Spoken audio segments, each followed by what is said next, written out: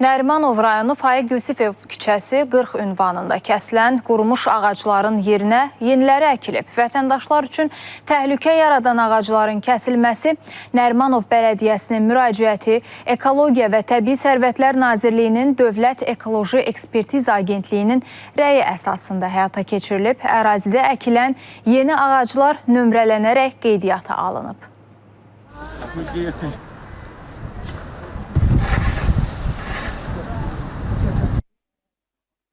Burada olan quru ağaclar da hətta bu ilin 19 yanvar tarixində qeydiyyata alınmışdı. Üzərinə identikləşmə kodları vurulmuşdu ki, artıq o barədə maraqlanan vətəndaş da məlumat ala bilsin ki, bu ərazidə quru ağaclar var, onlar haqqında məlumat həmin sayta yerləşdirilmişdi və indi o quru ağaclar götürüldükdən sonra yeni ağacların üzərinə də həmin identikləşmə nömrələri vurulmaqdadır. Həm yaşıllıqların mühafizəsinə bir töhfədir bu, eyni zamanda yaşıllıqlarla bağlı fəaliyyətin şəffaf təmin olunması üçün vacib bir addımdır.